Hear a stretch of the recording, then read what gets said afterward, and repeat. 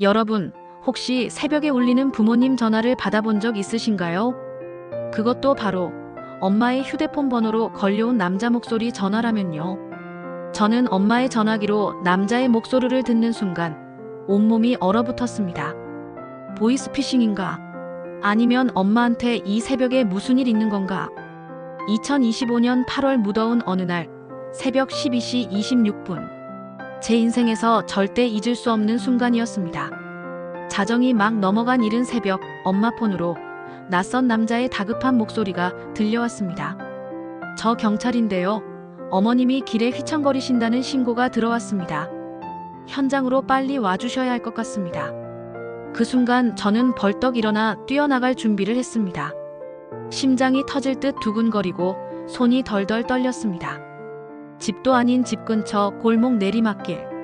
그 새벽에 도대체 왜 혼자 나오셨을까? 현장에 도착했을 때 경찰차가 있었고 구급차도 이미 와 있었습니다.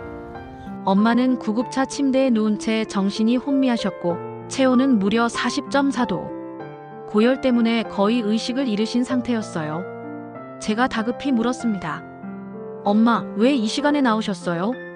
하지만 엄마는 자꾸만 다른 소리만 하셨습니다. 순간 혹시 치매가 갑자기 온 건 아닐까 하는 두려움이 머리를 스쳤습니다. 응급환자를 받아주는 병원이 빨리 구해지지 않아서 한참을 구급차 안에서 엄마와 대화를 나누는데 대화가 정상적으로 이어지질 않았습니다. 제가 질문하면 엄마는 한참을 생각하시다가 머뭇머뭇거리며 다른 말로 자꾸 답변을 하시는 거였어요.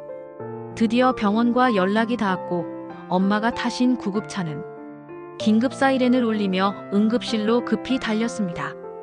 입구에서부터 신원 확인 및 보호자 사인을 하고 검사를 위해 병원복으로 갈아입혀 드리는데 그 순간 또 한 번 놀랄 수밖에 없었습니다. 엄마, 옷을 왜 2겹이나 입었어요? 그러자 엄마는 속옷 1개랑 겉옷 1개 입었지. 라고 말씀하셨지만 티셔츠 2개를 입고 나오셨고 속에 입으신 옷은 심지어 뒤집어서 입으셨습니다. 너무 놀랐지만 우선 놀란 가슴 진정시키고 동의서를 작성한 후 MRI, CT, 엑스레이, 심전도, 혈액검사, 소변검사 정말 할 수 있는 모든 검사를 다 했습니다. 결과를 기다리는 그 시간은 제 인생에서 가장 길고 고통스러운 시간이었습니다. 드디어 결과가 나왔습니다. 의사는 40도 이상의 고열이 날 만큼의 이상 소견은 없습니다만 한동안 유심히 지켜보셔야 할 것 같습니다. 그 순간 눈물이 왈칵 쏟아졌습니다. 정말 다행이다, 살았다 그렇게 저는 안도했습니다. 하지만 문제는 여전히 남아 있었습니다. 엄마는 왜 새벽에 집을 나왔는지 전혀 기억하지 못하신다는 겁니다. 의사 소견으로는 고열이 나면 순간적으로 선망 증세나 순간적인 기억을 잃을 수도 있어요. 라고 하지만 혹시나 그 새벽에 엄마 혼자 쓰러지셨는데 아무도 발견하지 못하고 고열 상태로 혼자 계속 방치되셨더라면 지금 이렇게 함께 웃고 있을 수 있었을까? 새벽에 집 앞에 잠시 나온 동네 아저씨의 신고로 응급 상황을 지켜낼 수 있었던 것입니다. 그 아저씨의 관심과 신고가 너무나도 감사했습니다. 그날 이후 저는 크게 깨달았습니다.